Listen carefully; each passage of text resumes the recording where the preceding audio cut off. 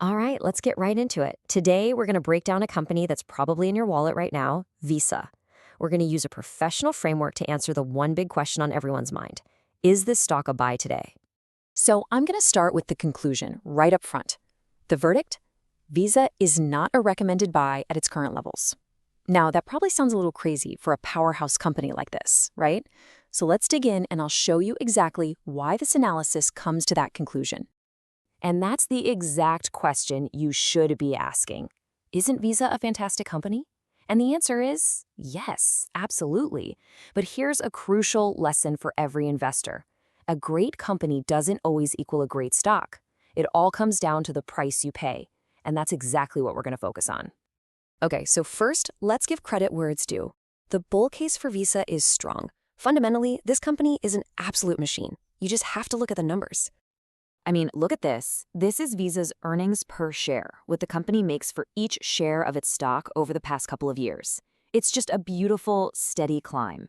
This is exactly what you want to see in a healthy, highly profitable business. But context is everything in investing. That 23% growth, it looks great in a vacuum, but when you put it up against the broader market, the S&P 500, it's actually lagging behind. It's good, don't get me wrong, but is it pay a huge premium good? Well, the analysis says no. And that leads us right to the heart of the matter. Even with those solid earnings, there are three big red flags waving right now that should make any potential buyer pause and think twice.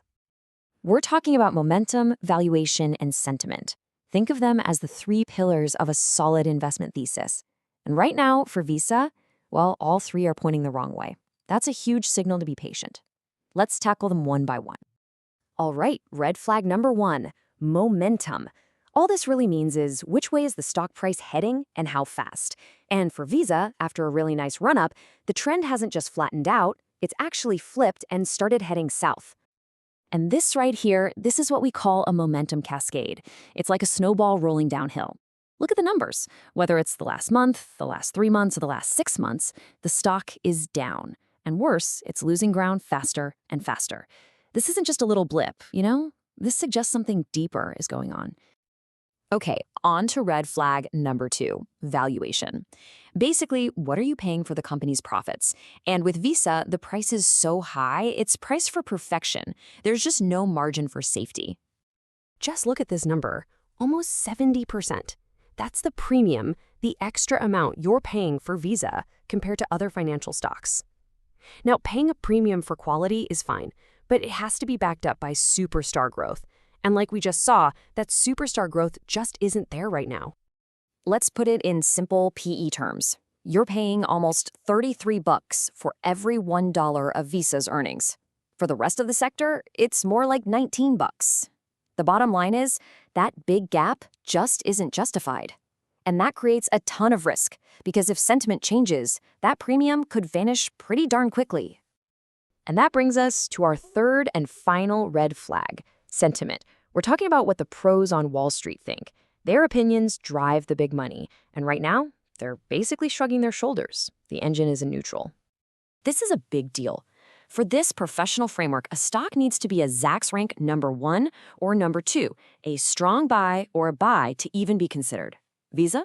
It's a #3, a hold. What does that really mean? It means the analysts who follow this company day in and day out have stopped raising their profit forecasts. That's a huge tell that all the good news might already be baked into the stock price. So we've got bad momentum, a sky-high valuation, and neutral sentiment from the pros. If that's not enough to make you cautious, let's look at what might be the most powerful signal of all. What are the insiders, the people running the company, doing with their own money? Think about it. Who knows a company better than its top executives? So the question is, are they buying their own stock at these prices?